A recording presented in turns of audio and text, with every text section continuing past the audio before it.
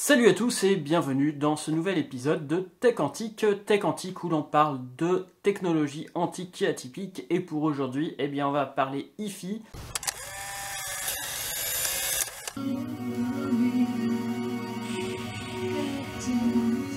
Puisque je vais vous parler de cette platine Technics que je vous ai déjà fait quelques aperçus sur quelques vidéos.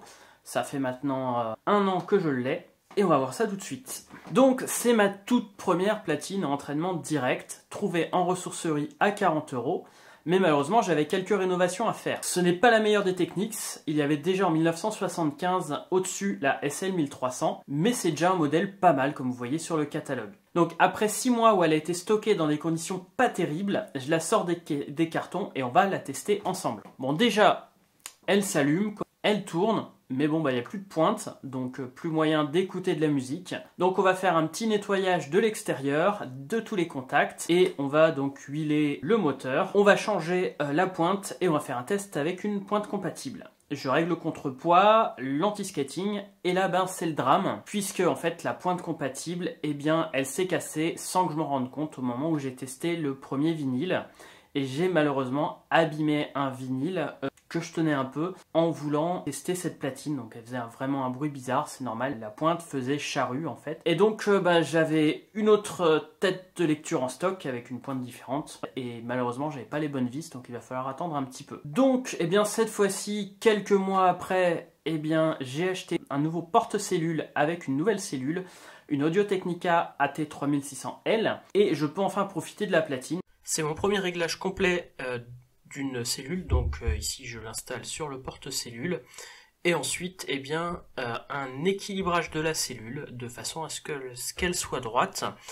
Si vous le souhaitez, si vous êtes intéressé, je pourrais en faire une vidéo complète, notamment parce que je vais tester d'autres cellules à l'avenir. Mais pour l'instant, je fais mon expérience avec celle-là, c'est pour ça que j'ai pris qu'une simple, entre guillemets, modèle d'Audio-Technica la plus basique pour pouvoir tenter de l'équilibrer correctement. Vous voyez ici, je me mets vraiment tout près pour avoir quelque chose de bien droit, puisqu'en fait, si la cellule n'est pas droite, elle va aller un peu plus d'un côté ou de l'autre du vinyle, avec risque de l'abîmer.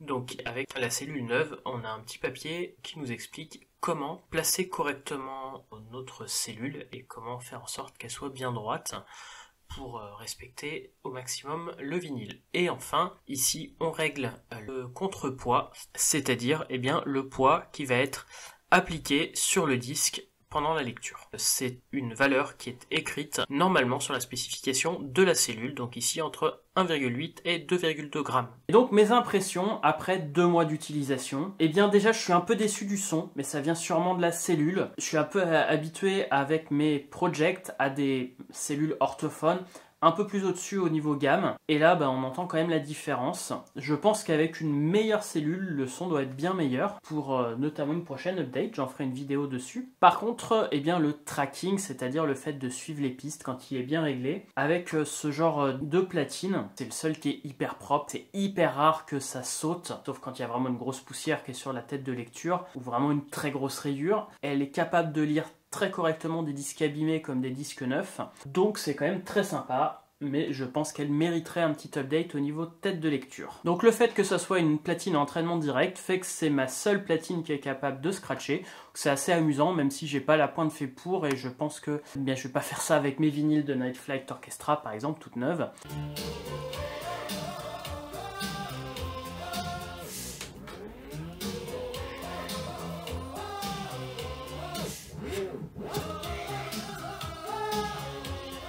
Et puis c'est pas non plus une platine aussi bien qu'une platine SL1200 de chez Technics, c'est sûr que ça sera encore mieux, mais pour démarrer c'est quand même pas mal pour une platine de 1975.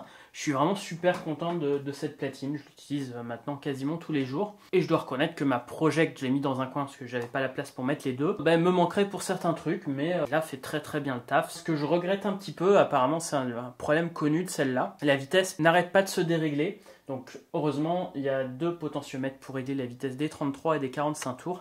Mais même avec une bombe de nettoyage de contact et des choses comme ça, je dois quasiment régler tous les jours la vitesse pour avoir une vitesse précise.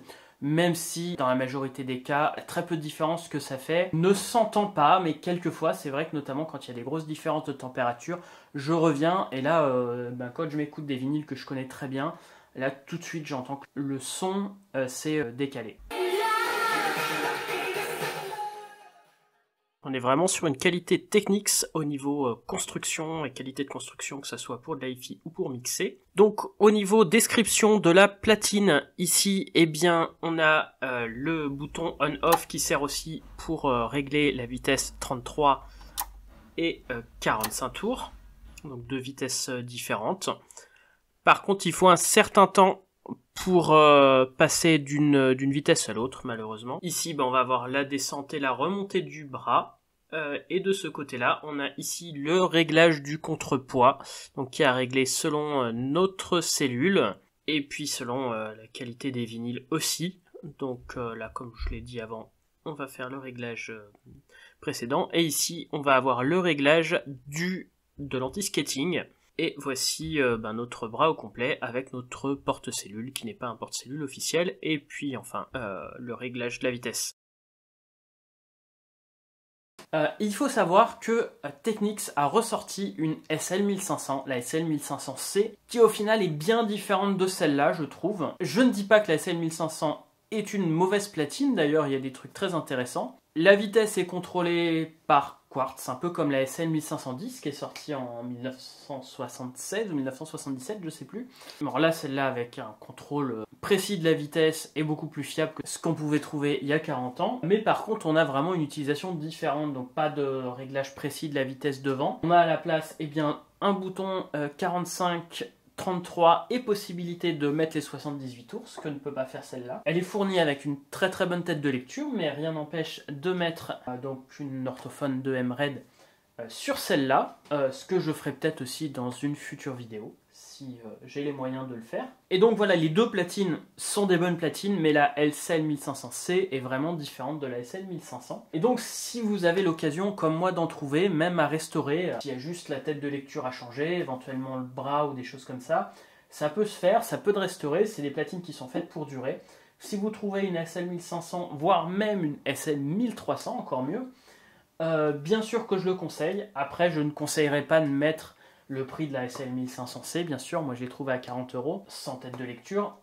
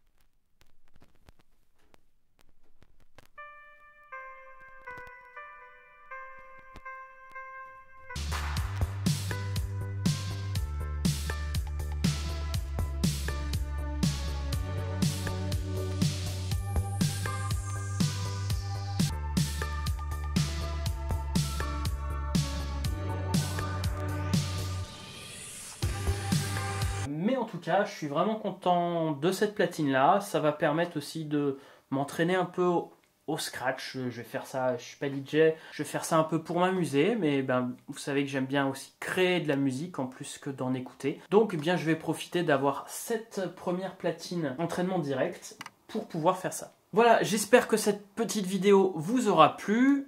Comme je vous ai dit, il est vraiment pas impossible qu'il y ait une suite avec test d'autres têtes de lecture, puisque c'est la seule où je vais pouvoir changer facilement le porte-cellule et tester différentes cellules. Et donc pouvoir aller plus loin sur des vinyles et aussi pouvoir montrer des vinyles assez intéressants, différents des autres. Donc en plus de l'utiliser pour moi, vous la verrez sûrement dans des prochaines vidéos. Sur ce, je vous dis à très bientôt sur un nouvel épisode de Fauthentique. N'hésitez pas à me dire ce que vous en pensez en commentaire sur le Discord.